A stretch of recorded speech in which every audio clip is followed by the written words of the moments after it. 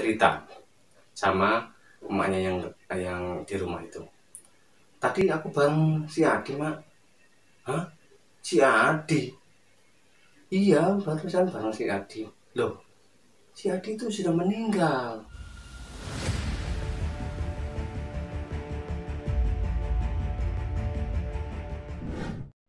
Welcome to my channel, Awazia Official, channelnya Cerita Misteri. Baik teman-teman sekalian, untuk cerita misteri kali ini saya akan menceritakan sebuah kisah misteri yang datangnya dari subscriber kita, namanya Mas Ikhwan.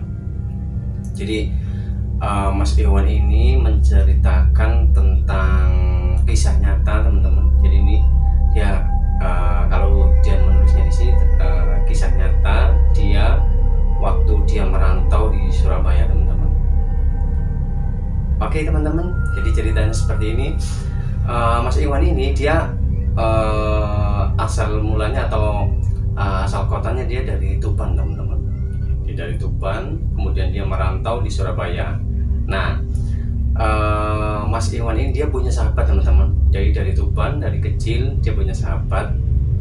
Itu namanya Adi, teman-teman. Jadi Adi ini sahabatan sama Mas Iwan ini dari kecil, teman-teman. Dia dari kecil sudah sahabatan, kemana-mana mereka berdua. Terus pokoknya sudah senang berdua. Sampai akhirnya mereka berdua merantau, sama-sama merantau di Surabaya. Jadi Mas Iwan ini merantau di Surabaya sudah hampir 10 tahun. Sedangkan Adi ini juga hampir sama, teman-teman, sekitar 8 sampai 9 tahun. Ceritanya dimulai dari sini, teman-teman. Jadi ini momennya pada waktu Lebaran, teman-teman. Jadi Mas Iwan ini biasanya kalau Lebaran dia selalu mudik. Terus kebetulan sudah 7 tahun dia tidak mudik, teman-teman. Dia sudah 7 tahun tidak mudik. Terus akhirnya dia tahun kemarin dia mudik, teman-teman. Dia mudik. Kebetulan dia sudah punya kendaraan sendiri, pakai mobil sendiri. Dia mudik dari Surabaya itu pukul 7 malam, teman-teman. Dari Surabaya pukul 7 malam. Kemudian dia menuju arah Gresik. Dari arah Gresik sana dia mengisi pom bensin, teman-teman. Dia di pom bensin mengisi bensin sambil sholat isya. Jadi di tikungan yang mau ke arah Gresik itu dia ada sebuah masjid besar. Dia berhenti di sana sambil sholat isya. Setelah itu tanpa disadari dia melihat temennya, yaitu Adi. Adi di situ dia di pinggir jalan di bawah pohon sendirian sambil tengok-tengok. Kemudian dia sapa, Adi. Si Adi juga terkejut karena kan mereka sudah lama nggak ketemu. Oh iya Iwan, gimana kabar? Oh baik. Ini aku mau mudik, kamu mau ikut bareng? Si Adi agak berpikir, terus ya udah aku ikut bareng. Dia ngomong seperti itu. Setelah itu si Adi ikutlah ke mobilnya si Iwan itu. Selang beberapa menit perjalanan, mereka berdua bercerita. Dia tanya si Iwan, tanya si Adi, Di, gimana kabarnya, kerjaanmu di Surabaya? Oh baik-baik, seperti itu. Aku dengar kamu sempat sakit ya? Si Adi menjawab, sempat sakit tapi cuman ringan kok.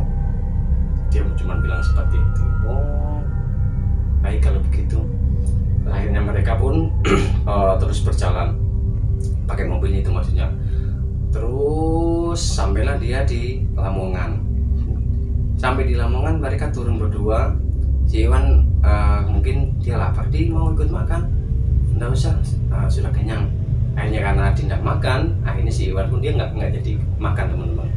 Ya sudah, nggak jadi makan, kita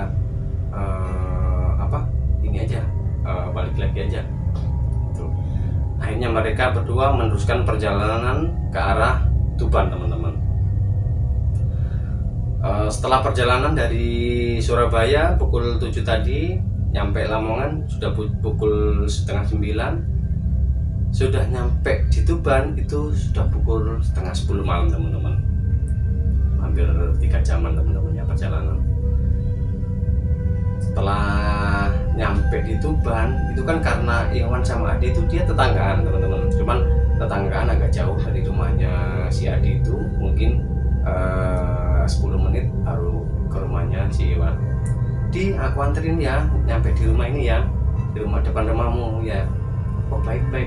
Akhirnya mereka pun turun, si Adi turun.